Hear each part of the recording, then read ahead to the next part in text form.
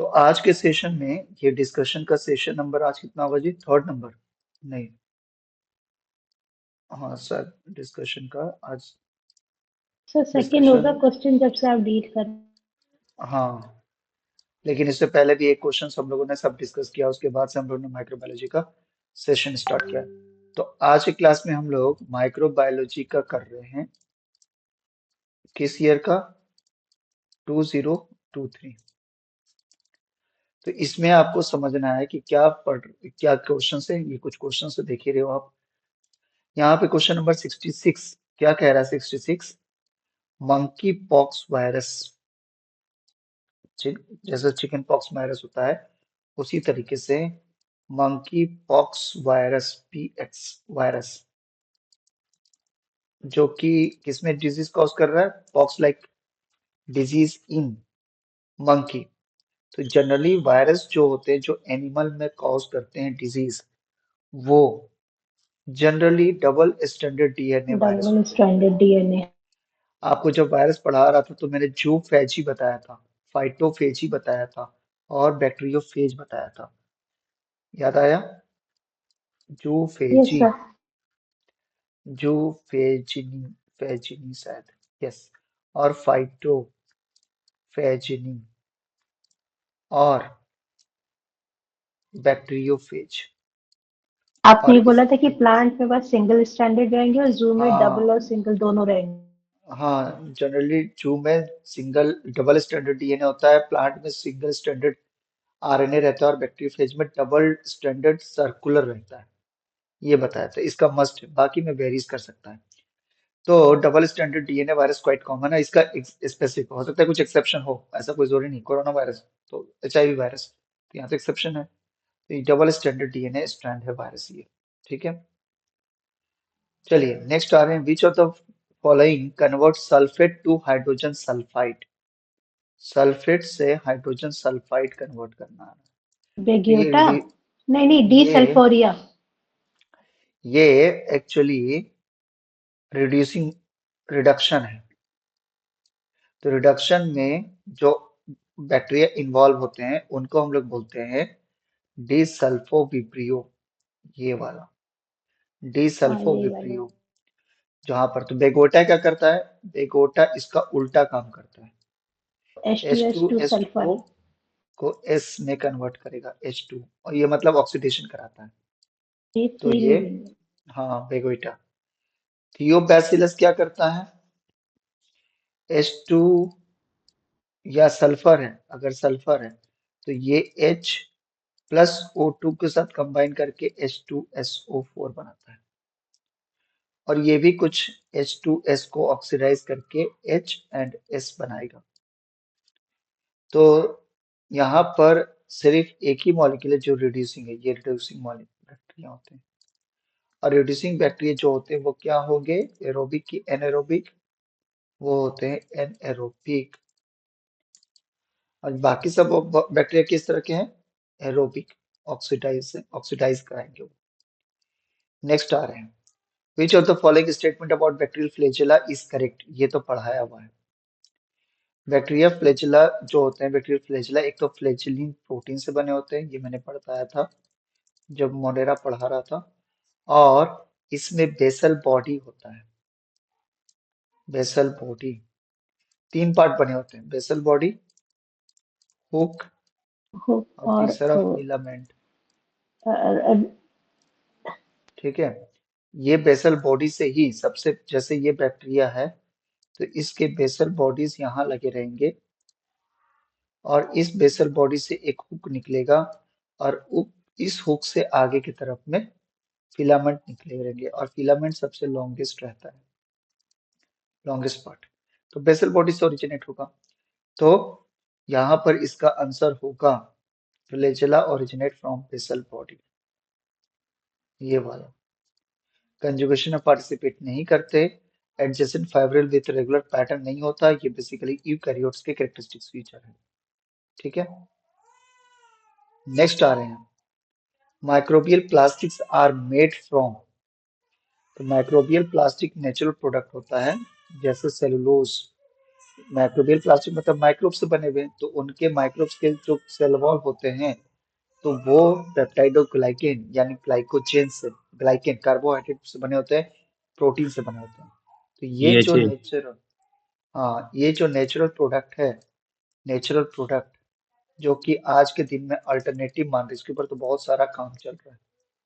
Alternative plastic बोलते हैं इसको, हम लोग बोलते हैं PHA, पॉली हाइड्रोक्सी एल्कोनेट। तो ये आंसर होगा इसका। ठीक है, नेक्स्ट आ रहे सर हैं दूसरा भी आएगा ना इसमें, polylactic acid. Polylactic. Polylactic acid PL है, वो भी माइक्रोबियल हाँ प्लास्टिक पी ही है। हाँ PL है, लेकिन वो ऑप्शन में नहीं है। दूसरा भी PLA आएगा, पॉलीलैक्टिक एसिड। अब ये भी ऑर्गेनिक मॉलिक्यूल है। ठीक है, कहाँ से ड्राइव होगा? माइक्रोब से, जो नेचुरल प्रोडक्ट है। नेक्स्ट आ रहे हैं 70 नंबर क्वेश्चन। 70 नंबर क्वेश्चन में correct sequence of metabolites intermediate to Kreb cycle. Kreb cycle बताया हुआ है। तो अल्फा कीटोग्लूटारेट से फ्यूमिरेट बनता है, फ्यूमिरेट से सक्सिनेट और मेलेट। तो फर्स्ट ऑप्शन इटसेल्फ क्या होगा? नहीं, सर फर्स्ट नहीं होगा। सक्सिनेट से हाँ फ्यूमरेट तब मेलेट ये होता हाँ ये होगा third option. 5 carbon, 4 carbon, 4 carbon और 4 कार्बन। तो सक्सिनेट, अल्फा कीटोग्लूटारेट से सक्सिनाइल कोएंजाइम बनेगा, सक्सिनाइल कोएंजाइम से सक्सिनेट बनेगा, सक्सिनाइल से फ्यूमरेट, फ्यूमरेट से ऑक्सलो एसिटिक एसिड, मेलेट, और मेलेट से ऑक्सलो एसिटिक एसिड। इसके बाद क्या बनता है? ऑक्सलो है एसिटिक एसिड। ऑक्जेलो एसिटिक है। तो आंसर थर्ड होगा। देखो ये दोनों कितना क्लोज है, ये दोनों कितना क्लोज है। ठीक है, चलो नेक्स्ट आ रहे catabolic repressor of bacteria regulated by the concentration of. ये मैंने लैक ग्लूकोज। ओपन में बताया था। हाँ ग्लूकोज। तो कैटाबॉलिक रिप्रेसर क्या होता है? ग्लूकोज। एक लैक ओपन में मैंने बताया हुआ है। तो इसका आंसर ये बी होगा। फेगोसाइटोसिस, फेगोसाइटोसिस नेचुरल सेल्स हमारे बॉडी में रहते हैं जो फॉरेन पार्टिकल्स को, या अपने सेल जो कि कैंसरस हो गए या वो इन्फेक्टेड हो गए पैथोजन से, उनको इनकल्फ करता है। तो ये फर्स्ट टाइम एली मेटकॉनिकॉफ। मेचकॉनिकॉफ इन्होंने बताया था, 1 नवंबर। ठीक है, ये तो डायरेक्ट ये सब है। नेक्स्ट आ रहे हैं, which of the following statement about batch culture of microbe is not correct? Batch culture of microbes are not correct. Sir ये सारे साइंटिस्ट के नेम जो है वो पूरा हाँ सेक्शन 1 में ही आएगा ना? हाँ ये सेक्शन 1 में है, हाँ तो सेक्शन सर 1 वाला में।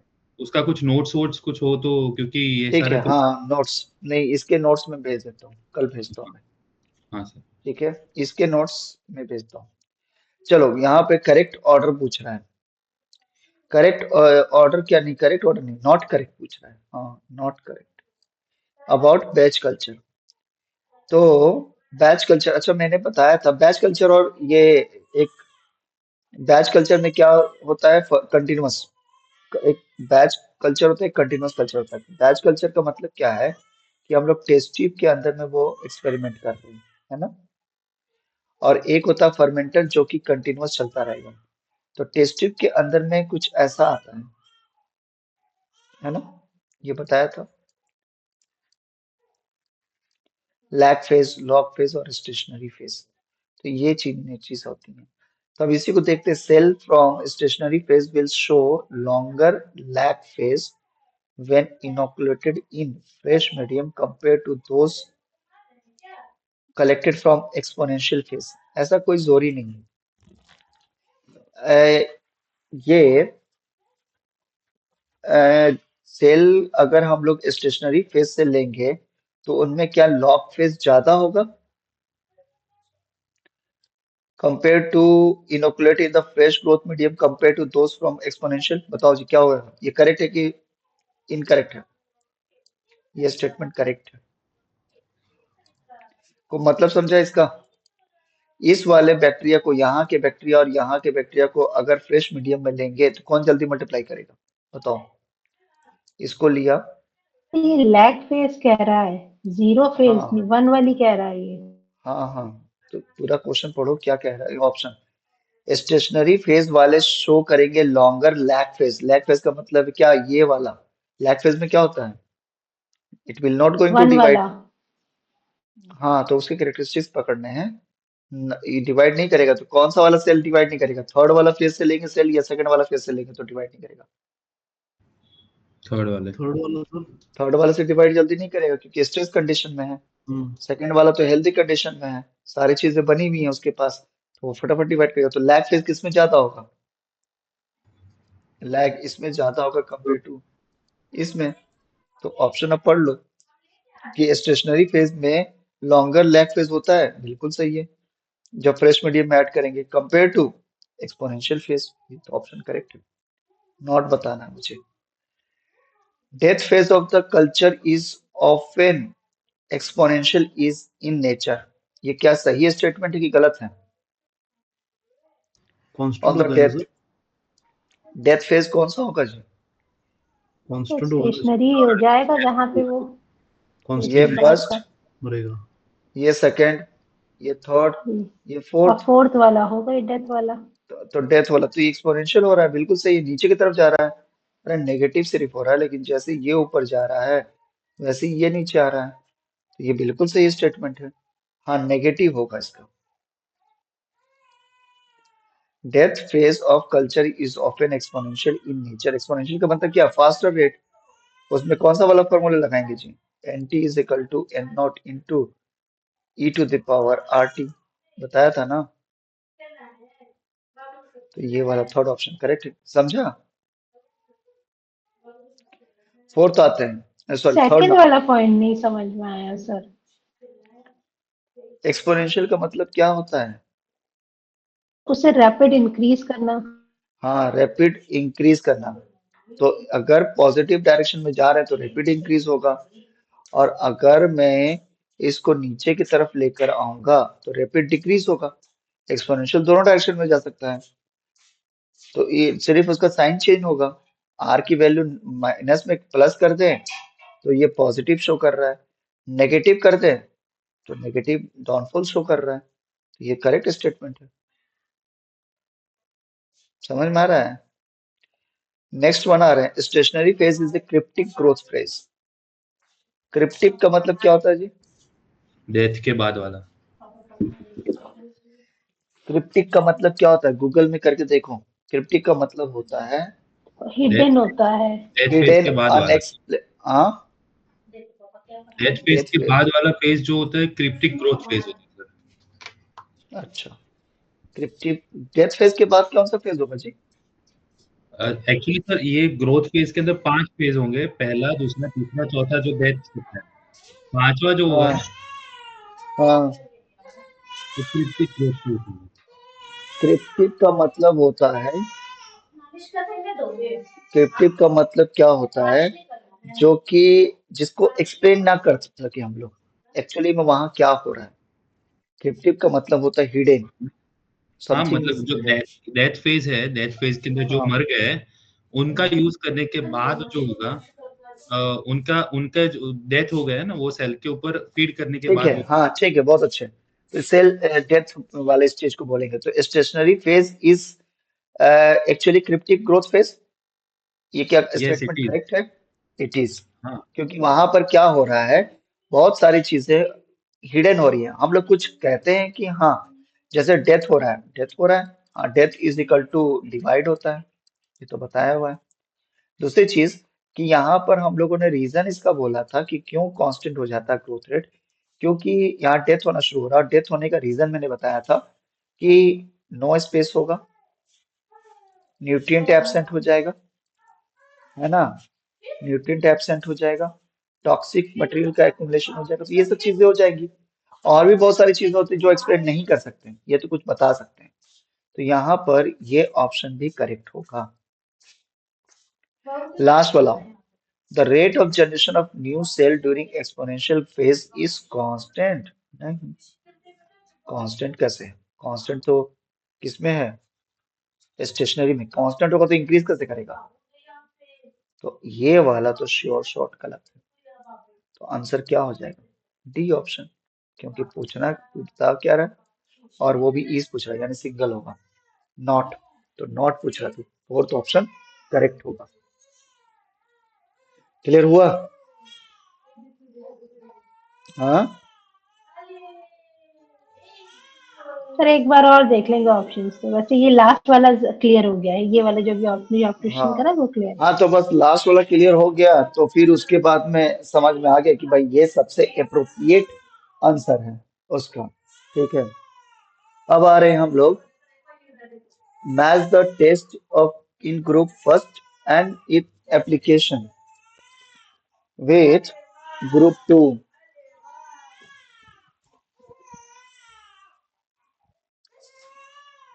यहाँ पर ग्रुप टू के साथ में फर्स्ट को मैच कराना है। तो चलो सबसे पहले देखते हैं। एक चीज तो है कि कॉम्प्लीमेंट फिक्सेशन टेस्ट, ये तो हम लोगों ने पढ़ा हुआ है, आईजीएम।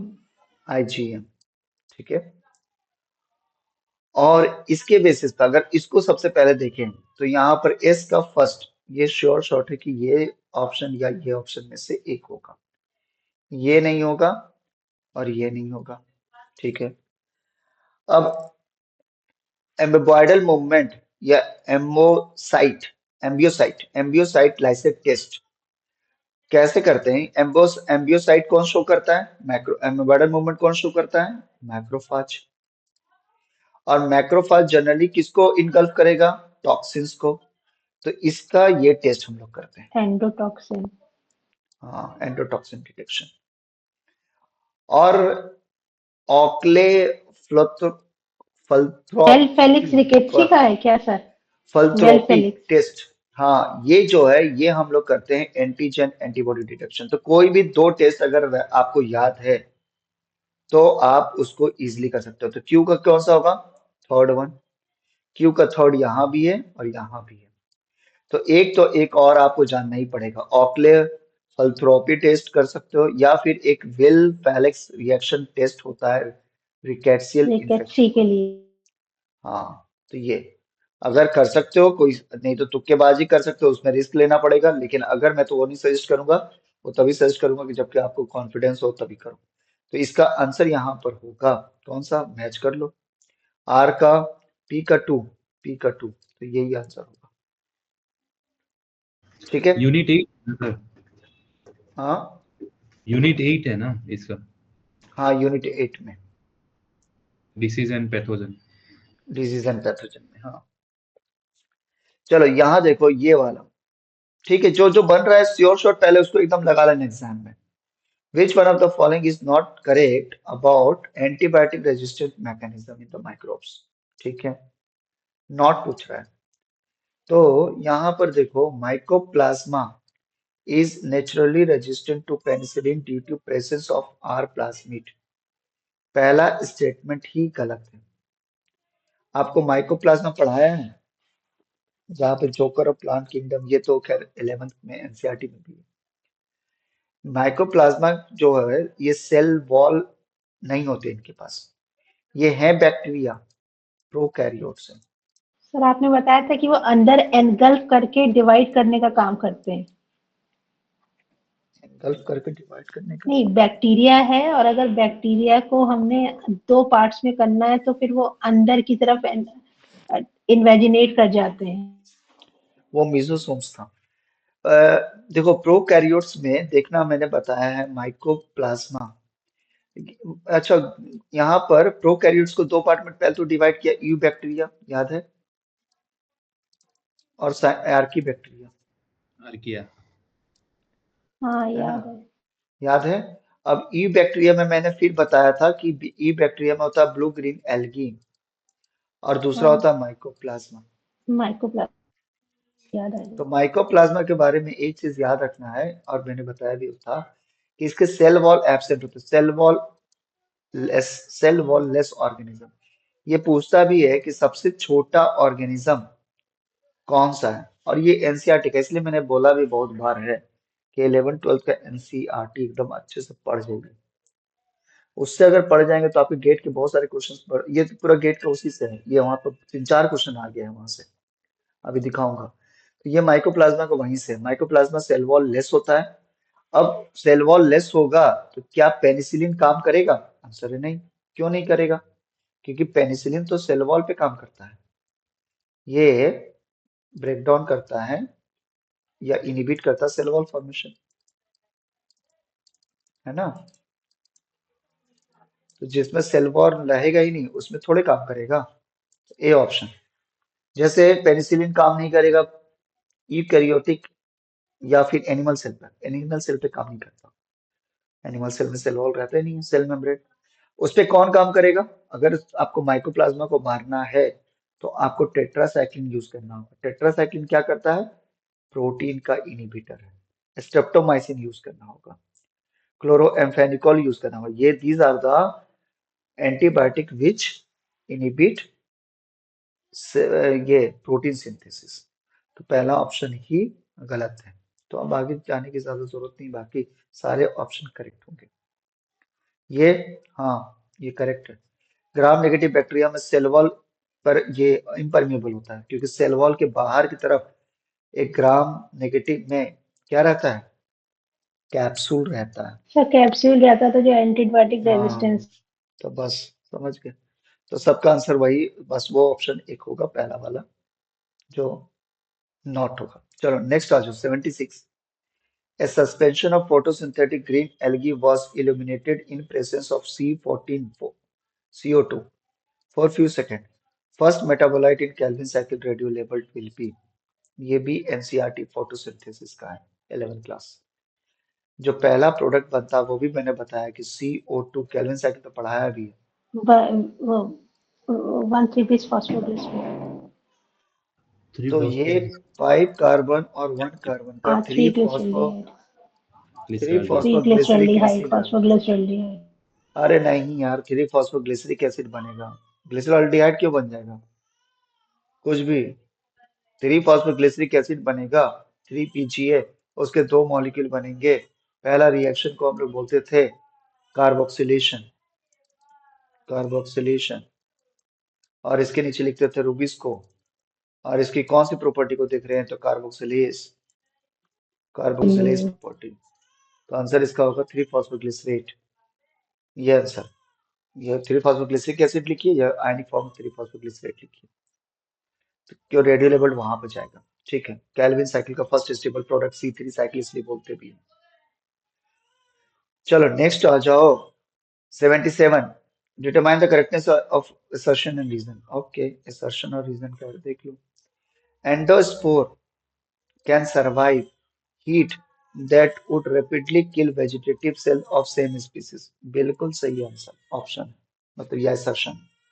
एंडोस्पोर जो होता है वो वेजिटेटिव सेल्स को किल कर देता है, लेकिन इसके अंदर के रखे हुए न्यूक्लियाइड को, बैक्टीरिया को, चारों तरफ क्या आएगा? थिक सेल वॉल आ जाएगा। और थिक सेल वॉल आने की वजह से ये अंदर की तरफ एंडोस्पोर बना देते हैं जो अनफेवरेबल होते हैं। तो मरने से बचने के लिए अपने सेल वॉल को क्या करते हैं? थिक कर लेंगे और साइटोप्लाज्म को कंडेंस कर लेंगे। और ये बर्स्ट करके बाहर की तरफ निकलेंगे और हवा में उड़ेंगे और दूसरे तरफ जाकर वहां फॉल करेंगे फेवरेबल कंडीशन और जर्मिनेट कर जाएंगे। ये बनता क्यों? क्यों? और यहाँ पर बीच में लेयर में ये मल्टीपल लेयर है, तो इसके बीच में कुछ केमिकल्स रहते हैं और वो केमिकल है डाई, कैल्शियम डाई पिकोलोनिक एसिड। ये ये भी रहता है एंडोस्पोर के बीच में। In endosperm, protoplast is reduced to minimum volume as a result of accumulation of calcium dipicolonic acid complex and a small acid-soluble spore protein, which forms cytoplasmic gel and thick cortex। ये correct है। तो assertion reason दोनों इसका correct होगा। ठीक है, next आइए। ये तो एक्सप्लेन कर चुका हूँ, कल ही बताया था, पूछा था किसी ने। तो कंजुगेशन में F dash donor and F minus recipient होगा। सर स्टिल एस्पायरोजीट, कंफ्यूज कि कैसे दो सॉल्व करें, क्योंकि दूसरा कौन भी सा? एक क्वेश्चन था ना, सार्थक ने भेजा था, तो वो सॉल्व नहीं हो रहा है। कौन सा? सेम ऐसा ही क्वेश्चन था मेरो अच्छा, डिप्लॉयड वाला। आज आज भेजा है क्या? ओह हाँ, अच्छा, हाँ ठीक है, चलो सार्थक। सॉल्व करेंगे इसको। ठीक है ठीक है, सॉल्व करेंगे इसको। Which of the following genus is or are Spirochaete? तो एस्पायरोचीटी कौन होते लेप्टोस्पाइरोला, हैं? लेप्टोस्पाइरा। एस्पायरोचीटा होते हैं जिनके पूरे टर्मिनल एंड पर क्या होते हैं? फ्लैजिलेटेड, फ्लैजिलेटेड होंगे, फ्लैजिलेटेड होंगे। अब यहाँ पर एक ही इन चारों में से एक ही ऐसा है जो कि नॉन फ्लैजिलेटेड है। और नॉन फ्लैजिलेटेड कौन होता है organism? Non flagellated, non flagellated होता है ब्लू ग्रीन एल्गी या साइनोबैक्टीरिया, जिसका बेस्ट एग्जांपल है एस्पैरोलीना, जिसको सिंगल सेल प्रोटीन भी बोलते हैं, सिंगल सेल प्रोटीन। तो स्पायरोलीना नॉन फ्लैजिलेटेड होगा, बाकी सब क्या है? फ्लैजिलेटेड। तो ट्रेपोनीमा, लेप्टोस्पायरा और बोरेलिया, ये सब फ्लैजिलेटेड स्पायरोचीटेड होते हैं। ठीक, नेक्स्ट ऑफ ये भी डिस्कस किया हुआ मैंने क्वेश्चन, ये भी पूरा का पूरा माइक्रोब से आया हुआ है, क्लास 11th। क्या which of the following is or are non membranous membrane bound inclusion body? Inclusion body, तो इंक्लूजन बॉडीज में मेम्ब्रेन बॉन्ड, अब इंक्लूजन बॉडीज दो होते हैं। इंक्लूजन बॉडी होते हैं dot like structure, granules like structure. अब ये दो तरीके का होता है, या तो मेम्ब्रेन बाउंड या तो नॉन मेम्ब्रेनस। तो इसका जो मेम्ब्रेन बाउंड का एग्जाम्पल होता है gas vacuole, gas vacuole, gas vacuole. दूसरा सल्फर ग्रेन्यूल, सल्फर ग्रेन्यूल। और तीसरा यहां पर beta hydroxy butyric acid, beta hydroxy butyric acid, ये तीनों आते हैं इसके एग्जाम्पल। इसके एग्जाम्पल क्या है नॉन मेम्ब्रेनस के? फॉस्फेट ग्रेन्यूल्स, उसके बाद साइनोफिशियन ग्रेन्यूल, साइनोफिशियन ग्रेन्यूल और स्टार्च लाइक एक ग्रेन्यूल है। तो फॉस्फेट ग्रेन्यूल और साइनोफिशियन यहाँ पर मैच कर रहा है। पॉलीफॉस्फेट ग्रेन्यूल एक ये है और साइनोफिशियन ग्रेन्यूल ये दोनों नॉन मेम्ब्रेनस है। बीटा हाइड्रोक्सी ब्यूटारिक एसिड इधर चला गया, ये वाला मेम्ब्रेनस है। तो इसका आंसर होगा बी एंड डी ऑप्शन,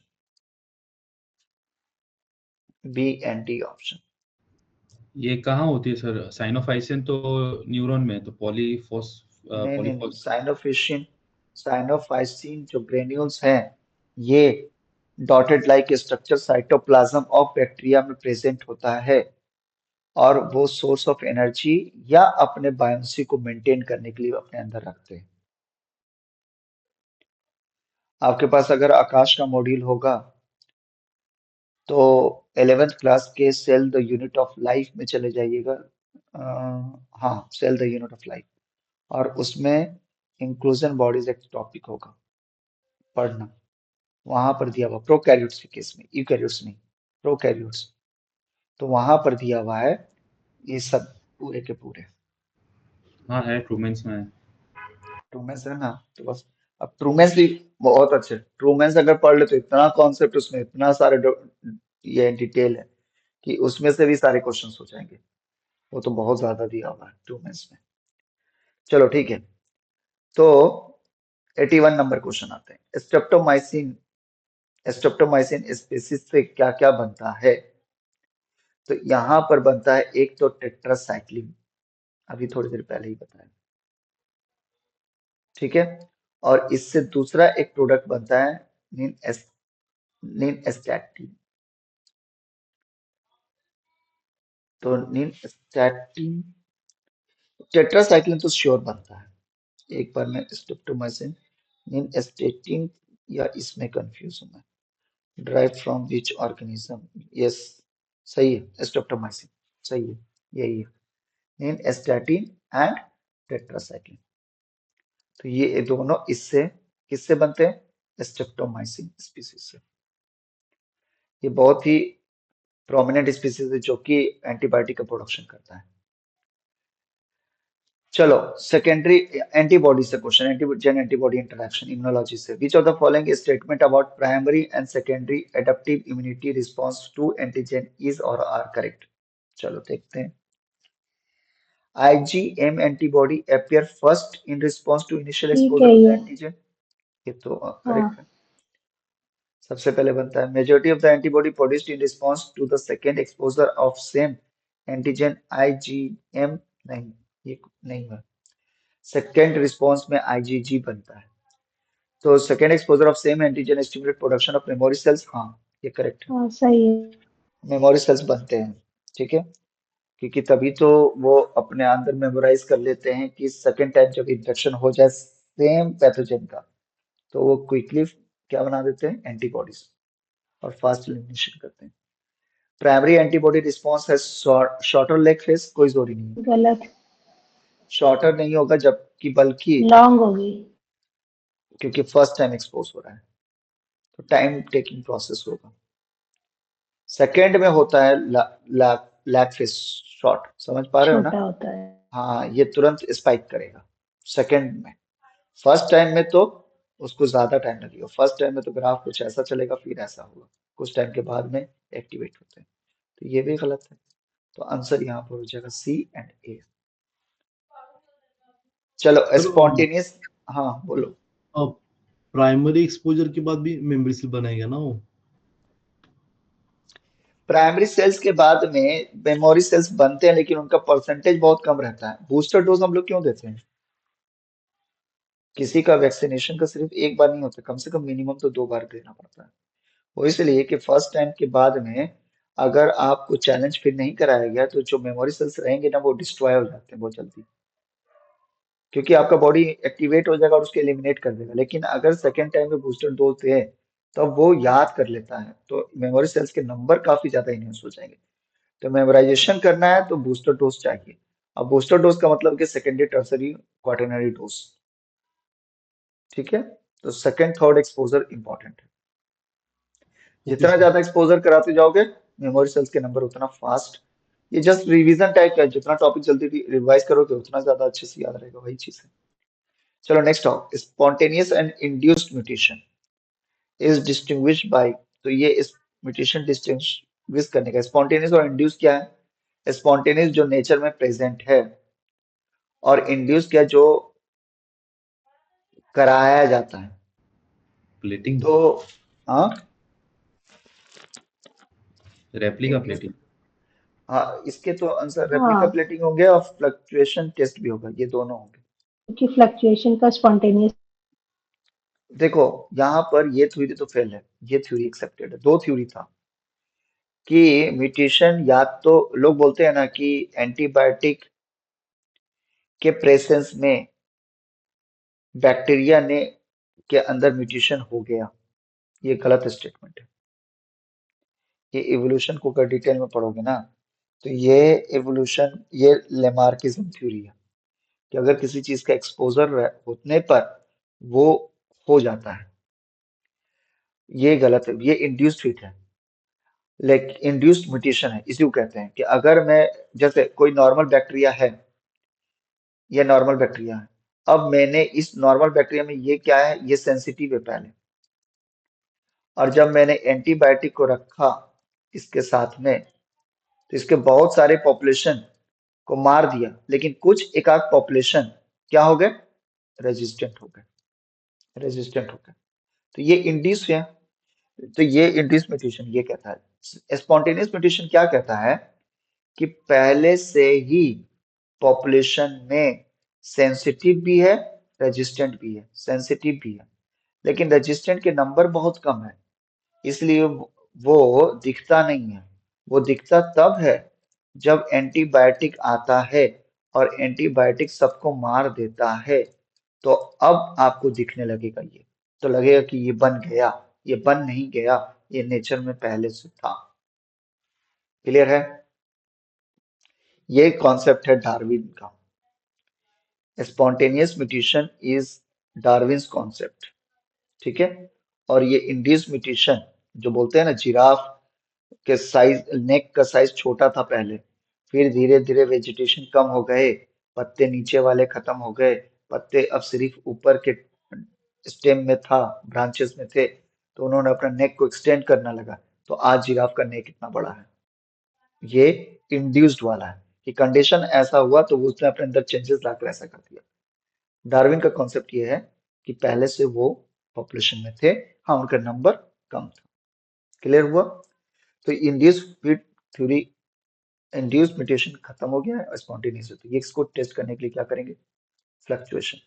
तो कैसे करते हैं यार, करने का उतना डिटेल में जानना भी नहीं है, लेकिन अगर मैं बता दूं तो क्या होगा कि फ्लक्चुएशन टेस्ट में अगर आप करते हो तो अगर ये सब में यूनिफॉर्म रिजल्ट आता है, जैसे हर एक बार में एंटीबायोटिक के रेजिस्टेंस के नंबर फिक्स्ड हो जाएं, एक प्लेट के ऊपर एंटीबायोटिक का 4 हमेशा कॉलोनी आ रहा है, नंबर हमेशा फिक्स्ड है, रिजल्ट का आउटकम हमेशा फिक्स्ड है, तो वो इंड्यूस टाइप है।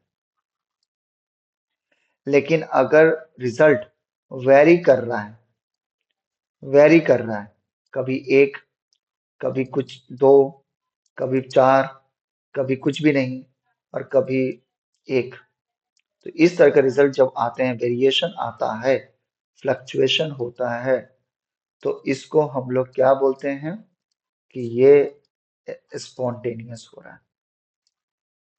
स्पॉन्टेनियस का डायरेक्शन डिटरमाइन नहीं होता, मालूम है ना?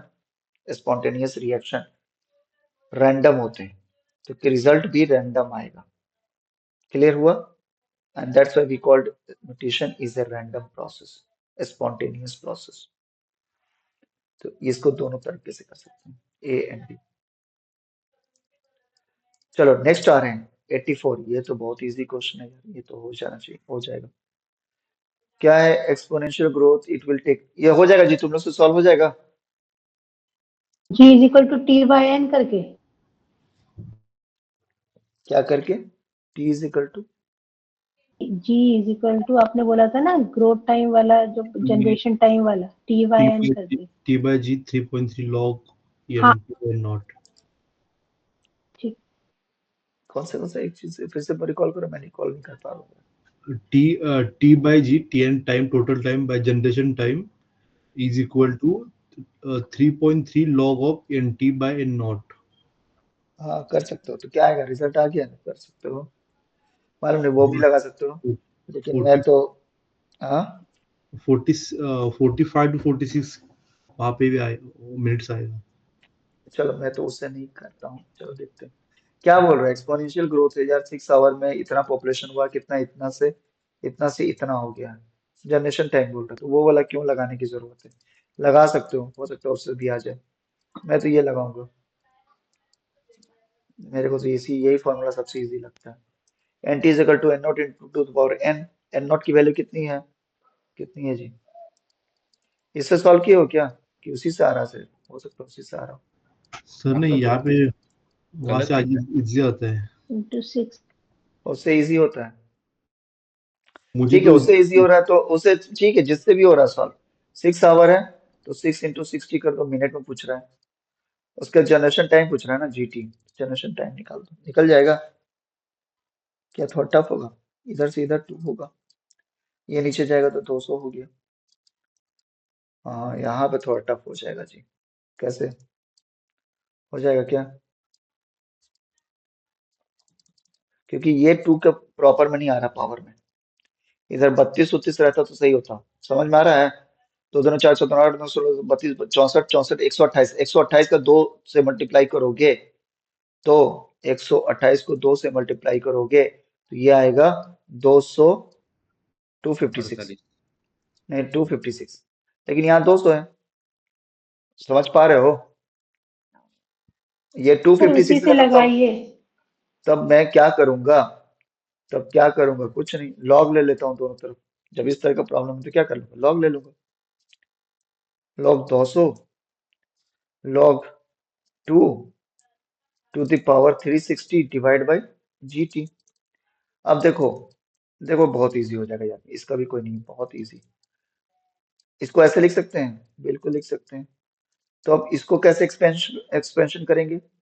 log 100, ये बेसिकली क्या है, log 100 हो गया, प्लस log 2 ये हो गया। इधर पावर में है तो 360 आगे मल्टीप्लाई हो जाएगा इंटू log 2। हाँ तो हो जाएगा। अब log 100 की वैल्यू होती है 2, ये तो मालूम है मुझको। और log 2 की वैल्यू तो याद रखना है, कुछ की वैल्यू तो याद रखना है जी, बहुत बार ये फर्स्ट ऑर्डर रिएक्शन में बहुत बार कराया हुआ है log 2। तो 0.301 होता है। इधर 360 डिवाइड बाई GT, इधर क्या आ गया पॉइंट, log 2 की वैल्यू 301। इधर दोनों तरफ कैंसिल मत कर देना, इधर प्लस है और इधर मल्टीप्लाई है। तो नहीं तो बहुत बार लोग क्या करते हैं ना, इसको और इसको उड़ा देंगे, नहीं उड़ेगा। मल्टीप्लीकेशन दोनों तरफ मल्टीप्लाई होता तब होता। तब ये क्या आएगा 2.301, और इधर क्या कर देंगे, अब आ जाएगा 360 बाई GT इंटू 301।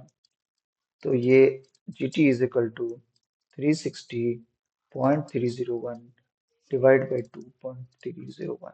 कैलकुलेट कर लो कितना आएगा। कुछ गड़बड़ तो नहीं होना चाहिए, तो आना चाहिए आंसर। उससे इजी लग रहा है उससे कर लो, जैसे करना है कर लो। मेरे को यही वाला फॉर्मूला बहुत आसान लगता है, आदत हो गई है, तो बस इसी को लगा देता हूँ until unless कुछ प्रॉब्लम ना हो।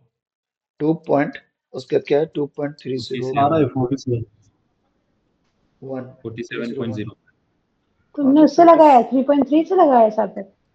हाँ वहां से भी आता है, यहाँ से भी दोनों तरफ से आता है, हमें सेम आता वही सही लगता है, यहाँ तो हाँ समझ ही हाँ नहीं ठीक है, समझ में कौन नहीं सा आया G is equal to T by N वाला ना? है। हाँ टी ठीक बाई है, जी। हाँ हाँ ठीक वही है, वाला।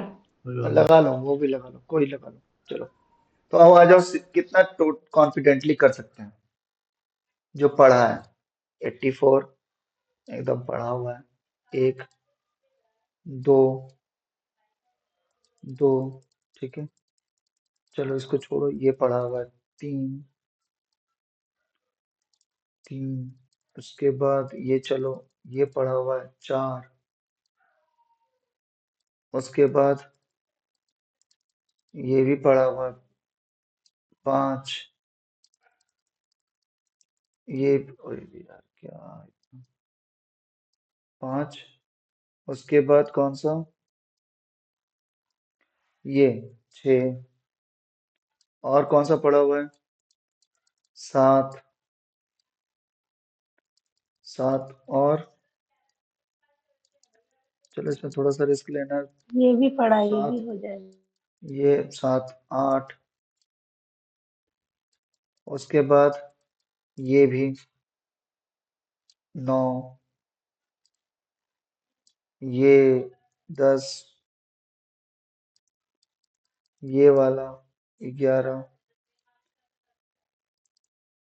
ये चलो नहीं पढ़ा तो कोई बात नहीं, बहुत लोग जानते भी होंगे, सबका वो अपना यूनिक 11, 12, ये 12 क्वेश्चन तो मुझको लगता है कि आप लोग कर सकते हो आराम से। 12 question more than sufficient. Sir यहाँ देखो एक बार, एंटीबायोटिक और इम्यूनोलॉजी में से ज्यादा है। हाँ, और इस बार भी ऐसे ही पैटर्न रहेगा, ये देखना इसी तरह का रहेगा पैटर्न। आपके कुछ क्वेश्चंस बायोकेमिस्ट्री के रहेंगे, कुछ इम्यूनोलॉजी के रहेंगे, कुछ कैलकुलेशन बेस्ड रहेगा, इस तरह का सबका मिक्सिंग रहेगा। इस बार इजी क्वेश्चन आएगा माइक्रोबायोलॉजी में, ठीक है। चलिए तो सर ये हो ऐसा गया। होगा तो हाँ, कोलकाता में आ जाएंगे। अरे आ जाओ। चलो देखो अब कुछ क्वेश्चंस ये वाला कर लेते हैं हम लोग जल्दी से। ये तुम लोगों ने भेजा है जी, ठीक है। तो इसमें तो ये तो हो गया है सॉल्व, बहुत इजी, इस तरह का भी क्वेश्चन बहुत बार पूछता है जी। हाँ वो हो गया था। हो गया टू था तो नाइन ये एकदम, हाँ। तो यहाँ पर नंबर ऑफ बेसिस कितना है, 897 है। तो नंबर ऑफ एमाइनो, सबसे पहले जेनेटिक कोडोन निकाल लेंगे। तो जेनेटिक कोडोन होता है, इसको जब 3 से डिवाइड कर देंगे, तो 3 से डिवाइड कर देंगे तो कितना आ रहा है, दो, 299। 299। और each genetic codon will code 1 amino acid, तो ये आ जाएगा 299 अमाइनो एसिड। लेकिन इसके साथ में एक स्टॉप कोडॉन भी होगा। तो 299 कोड करेगा एमाइनो एसिड को और एक कोडॉन करेगा 298 नहीं 298 और एक कोड करेगा स्टॉप कोडॉन को। ये आंसर बी होगा। चलो अब ये क्वेश्चन भेजा है किसी ने, इसकी लैंग्वेज नहीं समझ पा रहे थे हम, क्वेश्चन ही नहीं समझ पा रहे थे कौन सा वाला, ये वाला सर। यही वाला जो भेजा है, ये वाला। लेक ओसी। चलो ठीक है, इसको इसके लिए एक कॉन्सेप्ट बताना पड़ेगा। चलो अभी ठीक है, वो कॉन्सेप्ट मैं बता दूंगा क्लास में, रहने दो इसको। सिस और ट्रांस वाला है, मुझे कल नेक्स्ट क्लास में याद दिलाना। ये तो मैंने एक्सप्लेन किया हुआ है जी, ये मैंने बताया था कि सर बोलो सबसे ज्यादा स्टेबल कौन होता है? जो एरोमेटिक, एरोमेटिक। उसके बाद नॉन एरोमेटिक क्या एंड, सही है ना? हाँ सही है और सबसे लिस्ट एंटी एरोमेटिक। इसमें formula pi number of pi electron का क्या लगेगा? 4n प्लस, 4n+2, और इसमें क्या लगेगा? 4n is equal to n। 4n और इसमें n का नंबर 0 नहीं हो सकता, इसमें n के नंबर 0 हो सकते हैं, 0 1 2 3 इस तरह से स्टार्ट हो सकते हैं। ठीक है, अब इसमें ये वाले में ये कोई भी इन सब में से और भी रहते हैं कैरेक्टर, इन दोनों में से कोई भी कैरेक्टर मैच ना हो तो वो नॉन एरोमेटिक। ठीक है, अब आओ कि यहाँ पे पूछ रहा है कि करेक्ट ऑर्डर ऑफ एसिडिटी। तो स्टेबिलिटी पूछ रहा है, स्टेबिलिटी किसकी सबसे ज्यादा होगी। ठीक है, तो स्टेबिलिटी के लिए हम लोग क्या करेंगे कि जो जितना जल्दी H प्लस या जो जितना H प्लस लेट से दे, देखो समझो बात को, H प्लस अगर फास्टर रिलीज कर दिया तो वो स्ट्रॉन्ग एसिड होगा। ठीक है, और H प्लस अगर स्लो रिलीज किया तो वो क्या होगा? वीक एसिड, है ना? तो जो चीज पहले से स्टेबल है वो H प्लस रिलीज करना चाहेगा क्या? यहां पर पूछ रहा है, नहीं ना, तो सबसे पहले तो यानी कि अगर मोर स्टेबल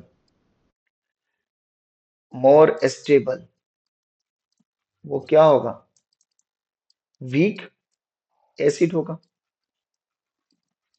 और जो लेस स्टेबल होगा वो क्या होगा? स्ट्रॉन्ग मोर एसिड तो एसिड। अब इजीली समझ में आया? रिलीज करेगा। अच्छा हाँ, अच्छा। अब और समझ में आया? बेस का उल्टा होगा अभी। हाँ, तो यहाँ पे बोल रहा है कि ऑर्डर ऑफ एसिडिटी, तो मोर एसिडिक पूछ रहा है, तो लेस स्टेबल सबसे पहले आ जाएगा। हाँ अब क्लियर हो गया? हाँ सर, अभी यहीं हो पे गया। शायद फंस, अब यहीं पे फंस रहे होगे और कहीं नहीं। हाँ बस ठीक है, मैं समझ गया था इसलिए बोला कि इसको क्लास में डिस्कस कर लूंगा। चलो ठीक है, ठीक है सर। मुझे ये क्वेश्चन बहुत अच्छा लगा यार। किसने भेजा? मुझे भेजा था किसी ने आज, अ, वो यूट्यूब चैनल देखकर मेरा। तो ये क्वेश्चन, लेकिन ये क्वेश्चन सुजाता ने सिर्फ आंसर किया। सुजाता को can you explain this question, क्योंकि मुझे अभी भी थोड़ा सा ये क्वेश्चन देखा, ये गेट का क्वेश्चन है। सर वन इसमें एक पॉइंट ही चीज सर बड़े आराम से दी गई है सर। इसमें अगर क्वेश्चन में देखा जाए तो इसमें इन्होंने कहा है सिंगल बेस मिसमैचेस, और mismatches are indicated by filled triangles. तो सर अगर उसमें ट्रायंगल देखिए तो P3 पे और P2 पे है सर।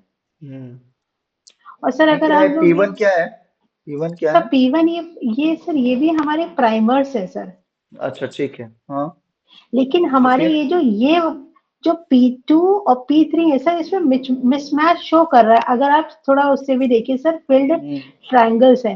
तो जब ये हमारा जो हमने आपको जैसे जो हमने कहीं पढ़ा था ओवरलैप प्राइमर वाला, तो ये बाकी तो हमारा P4 भी आगे बढ़ जाएगा, P1 भी बढ़ जाएगा, लेकिन जब P3 और P2 ओवरलैप होगा तो मिसमैच होने की वजह से सर वहीं पे हॉल्ट हो जाएगा सर।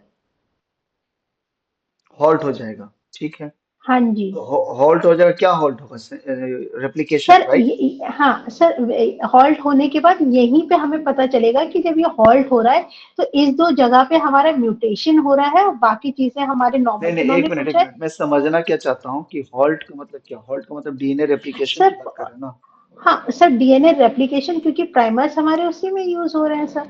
और सर इसमें इन्होंने लास्ट में ये पूछा है कि एक्चुअली यहाँ पे हम दिख क्या रहा है लास्ट में, तो हमें 2 पॉइंट म्यूटेशन दिख रही है सर, जो कि इन दोनों के अरे रुको ओवरलैप रुको की ना, वजह सुनो से। सुनो सुनो, तुम कंटिन्यूस मत बोलो, रुको थोड़ा सा। तुमने हॉल्ट बोला, तो हॉल्ट का मतलब हो गया कि यहाँ पर तब तो हॉल्ट तो प्रोडक्ट कितना बनेगा, वही तो कंफ्यूजन। बिल्कुल सही बोल रही, तब प्रोडक्ट यहाँ ऑप्शन क्या आएगा? यहाँ पर सर अगर ये वाला ऑप्शन तुम बोल रही हो, तो यहाँ पर तो पूरा का पूरा साइज बन रहा है। तो सर एक बात ये भी तो बताइए, पीसीआर में हमारे बाकी और चीजें भी तो होती हैं जिससे हम म्यूटेशन को चेक कर सकते हैं सर। उन्होंने तो सिर्फ हमसे यहाँ ये पूछा है कि ये हो क्यों रहा है।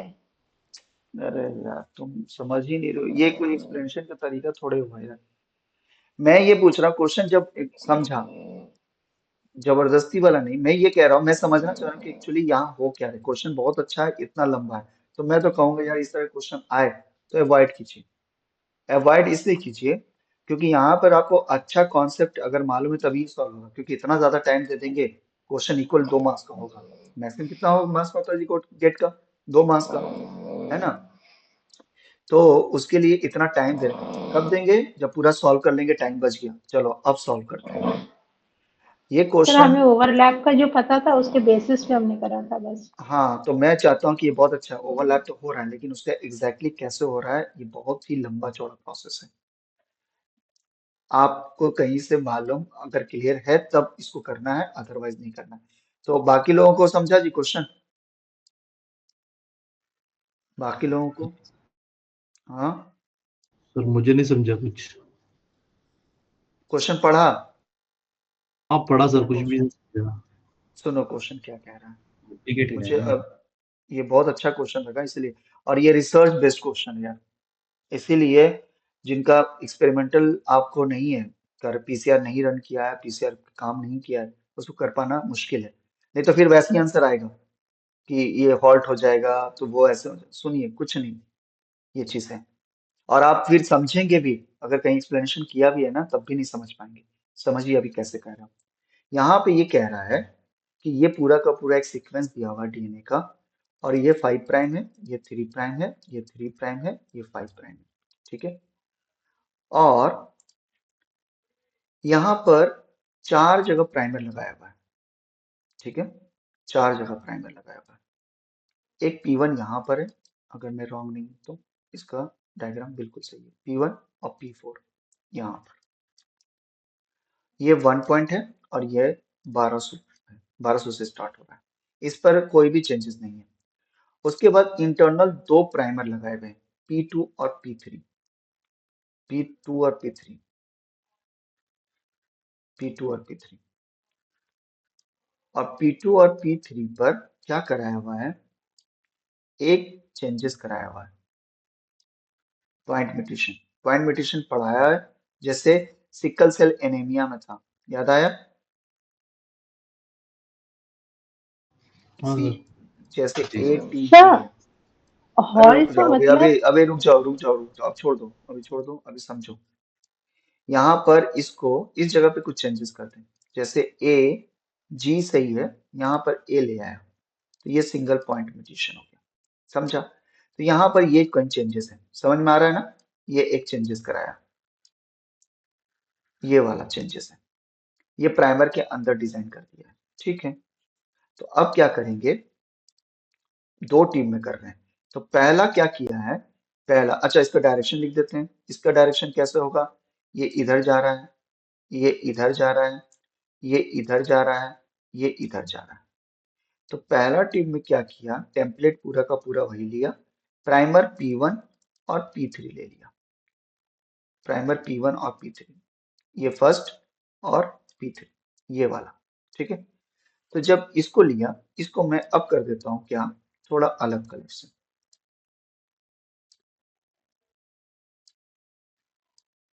ये यहाँ पर, और इसके अंदर ये चेंजेस है, ठीक है। तो क्या होगा, एम्पलीफाई होगा। तो कितना पोर्शन एम्पलीफाई होगा, सिर्फ इतना पोर्शन एम्पलीफाई होगा। क्यों इतना पोर्शन होगा, उतना ही दूर होगा जहां पे फॉरवर्ड रिवर्स लगाएंगे, तो सिर्फ ये पोर्शन एम्पलीफाई होगा। इसलिए बोल रहा हूँ कि समझना बहुत जरूरी है चीजें क्या चल रही है। तो एम्पलीफाई होने के बाद, फॉरवर्ड रिवर्स करने के बाद में यहाँ पर चेंजेस होगा, होगा, ये चेंजेस हो गया, म्यूटेशन। तो ऊपर वाले में हुआ, फिर नीचे वाले स्टैंड में होगा। तो इसी तरीके से इसके मल्टीपल कॉपी बन जाएंगे और दोनों जगह एक एक सिंगल पॉइंट पर यहीं पर म्यूटेशन हुआ, सिंगल पॉइंट म्यूटेशन हुआ। क्लियर सबको। सब बनेगा पूरा, लेकिन जहाँ पे P3 और P2 आ रहा है सर, सर वहां पे ये एक दूसरे को अरे हॉल्ट का मतलब P2 है नहीं जहाँ ये होगा मिस। यार, रुक जा, रुको ना, ठीक है छोड़ दो, समझ गया, तुम्हारा एक्सप्लेनेशन समझ में आ गया। अब सुनो जो मैं बोल रहा हूँ, छोड़ दो ना, कोई जोरी थोड़े या एकदम तुमको प्रूफ ही करना है, फॉरगेट अबाउट दैट, कोई जोरी नहीं है। यहाँ पर अभी समझो, समझो, बाकी लोग समझ में आया। अरे यस हाँ सर। कि ना, ठीक है। ये इतना दूर तक क्यों चेंज हुआ, ये क्यों हो, क्योंकि मैं सिर्फ अभी ग्रीन वाले की बात कर रहा हूँ, जिसमें मैंने लिया है P1 और P3, ये। अच्छा ठीक है, अब ये बात हो गई, ये एक टेस्ट ट्यूब में कर लिया, ये एक सेपरेट टेस्ट ट्यूब में किया है। अब उसके बाद में यहाँ पर और यहाँ पर इसको अब यूज कर रहा हूँ, अब ये दूसरा वाले को कर रहा हूँ, दूसरा वाले में। तो इसमें क्या किया, इसमें P2 लिया प्लस P4 लिया, ये लिया, ये वाला, ये और ये प्राइमर लिया, और यहाँ पे म्यूटेशन है। तो अब क्या होगा, ये यहाँ से सिंथेसिस करेगा, ये वाला पूरा पोर्शन, ठीक है। और म्यूटेशन कहाँ आएगा, यहाँ पर आ जाएगा, यहाँ यहाँ इसका पैरेलल यहाँ आएगा, इसका पैरेलल यहाँ आ रहा है, ठीक है। तो ये आपका दूसरा टेस्ट ट्यूब है, ये टेस्ट ट्यूब, ये ट्यूब नंबर 2 है, और ये ट्यूब नंबर 1 है। क्लियर यहाँ तक सभी को। अब क्या किया यस मैं, सर। परफेक्ट, अब इन दोनों सेपरेट ट्यूब को उठाया और इनके प्रोडक्ट को मिक्स कर दिया, इन दोनों को अब मिक्स कर दिया। देखो कितना कॉम्प्लिकेट हो रहा है, अब मिक्स कर दिया। तो मिक्स कर दिया तो क्या होगा, देखो क्या होगा, एक यहां से यहां तक, जहां पर यहां म्यूटेशन है, और दूसरा वाला इधर से इधर एक्सटेंड करेगा, जिसका म्यूटेशन यहाँ है। अब पकड़ो यहाँ पर 5 प्राइम टू 3 प्राइम, बहुत ब्यूटीफुल ये क्वेश्चन मुझे लगा यार, इसलिए मैं इतना टाइम दे रहा हूँ उसको, बहुत अच्छा लगा मुझे ये क्वेश्चन। अब ये 5 प्राइम टू 3 प्राइम है। अब प्राइमर को मैं थोड़ी देर बाद में बताता हूँ, प्राइमर P1 और P4 यूज करेंगे इसमें, लेकिन उससे पहले क्या, और डीएनए पॉलीमरेज डालेंगे, क्योंकि अब मुझे मालूम है क्या करते हैं हम लोग, डीएनए पॉलीमरेज डाल देते हैं, पॉलीमरेज डालेंगे। तो प्राइमर की अभी जरूरत ही नहीं होगी। क्या करेगा प्राइमर, देखो क्या करेगा, ये 5 प्राइम है तो यहाँ पर इस एंड पे क्या होगा, 3 प्राइम, ये क्या है 5 प्राइम, इधर 3 प्राइम है तो ये क्या होगा 5 प्राइम, ये क्या होगा 3 प्राइम। ये 3 प्राइम वाला इससे इंफॉर्मेशन लेकर इसको एक्सटेंड कर देगा, ये वाला एक्सटेंड नहीं होगा, नीचे वाला, क्योंकि 5 प्राइम की तरफ से एक्सटेंशन नहीं होता, एक्सटेंशन हमेशा 3 प्राइम से होगा। तो इन्फॉर्मेशन कहाँ से आएगा, इन्फॉर्मेशन यहाँ नीचे वाले से आएगा। प्राइमर की जरूरत है नहीं है, 3 प्राइम ओएच की जरूरत है, क्योंकि डीएनए पॉलीमरेज बता चुका हूँ कि 3 प्राइम एक्सपोज चाहिए और टेम्पलेट चाहिए। इधर से इंफॉर्मेशन दिया, ऊपर की तरफ कॉपी कर दिया। इसी तरीके से ये वाला भी ये इंफॉर्मेशन देगा और किधर कॉपी कर देगा, इधर। क्लियर हुआ, तो ये इधर कॉपी हो गया। तो इस तरफ में कॉपी करने के बाद में ये पूरा का पूरा फुल लेंथ आ गया, फुल लेंथ आ गया। तो जब फुल लेंथ आया, तो अब मैं उस टेम्पलेट को हटा दूंगा जो एक्सटेंड नहीं कर सकता। तो कौन सा एक्सटेंड नहीं कर सकता, ये 5 प्राइम वाला एक्सटेंड नहीं कर सकता। तो अब मैं इसको हटा दूंगा, रहेगा वहीं पर लेकिन वो एक्सटेंड नहीं होगा। उसका कोई काम नहीं है, तो वो हटा दे रहा हूं, ये हटा दिया, बस बन गया मेरा फुल लेंथ का primer, sorry, DNA template with 2 mutation at 2 different point, full length का। अब लगाओ क्या, अब तो बहुत इजी है, अब मुझे प्राइमर लगाना है कौन सा, P1 प्लस P4। P1 लगाएंगे यहां पर, इसमें कोई चेंजेस नहीं है, देख लो P1 और P4 में कोई चेंजेस नहीं है, ये नॉर्मल है। तो P1 और P4 सिंपल क्या करेगा, इस पर बाइंड करके फटाफट एक्सटेंड कर देगा इधर विथ म्यूटेशन हेयर, इस तरफ में म्यूटेशन हेयर।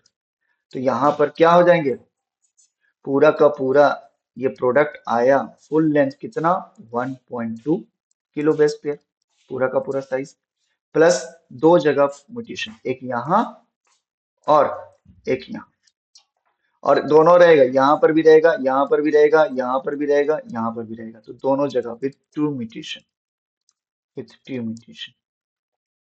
क्लियर हुआ। हम्म। क्या इस तरीके से, अब आप खुद बताओ, क्या इस तरह का आपका रीजन था, मैं आपके कुछ हद तक समझ गया कि कुछ हद तक तो समझा, अगर ये इसका समझ गया हमारा रीजन ये था कि जब इन्होंने P3 और P4 ने एक दूसरे को जो रिकॉग्नाइज करा था, P2 मतलब जो म्यूटेशन वाले, तो वहां पे उन्होंने एक दूसरे को बढ़ तो रहे थे, लेकिन जो पहचान रहे थे, हॉल्ट करा था, एक्सटेंड तो वैसे ही करा उन्होंने, लेकिन वहां पे रुक के एक दूसरे को प्रॉपरली पहचान नहीं पाए थे, मतलब वहां पे उनके डिफेक्ट आ गया ठीक था है, 2 कोई बात पॉइंट्स नहीं, पे। ठीक है, ठीक है, बाकी लोगों को क्लियर हो गया कैसे करना है। अच्छा क्वेश्चन था, लेकिन मैं बोल रहा हूँ क्या इस तरह का सोचे बहुत लोग, हो सकता है शायद अभी भी नहीं समझे हो, तो इतना बड़ा क्वेश्चन आए, देख रहे हो कितना, तो उसको थोड़ा समझने के लिए वही कर पाएंगे, क्यों क्वेश्चन इस लेवल का दे रहे हैं गेट में, मुझे नहीं समझेगा, क्योंकि इतना बच्चों को पीसीआर का नॉर्मल वाला क्वेश्चन दे सकते थे, एम्पलीफिकेशन वाला, वो सब, ये वही कर सकते हैं नहीं यार जो रिसर्च कर रहे हैं इस फील्ड में, किए हुए हैं काम, तब उनको आइडिया लगेगा कि कैसे कैसे होगा, तब कैसे होगा, नहीं तो ये थोड़ा सा कर पाना मुश्किल लगता है। हो सकता है आजकल के बच्चे सीख लिए हो, तो हो सकता है कर सकते हैं। चलो बाकी क्वेश्चन बहुत लेट हो जाएगा, बाकी डिस्कस हम लोग, बाकी मैं तो उसमें टॉपिक सब कर लूंगा, लेकिन मैं भी बता टुमारो कर दीजिए लेते हैं। जिस पे अभी हमने वो बोला है सर। अच्छा, कल बता दीजिएगा। हाँ कल बता देता हूँ, 11:15 हो चुका है, तो आप लोग वेट ठीक है कीजिए, ठीक है, चलिए। सर, वो पीपीटी का जरूर बता दीजिएगा।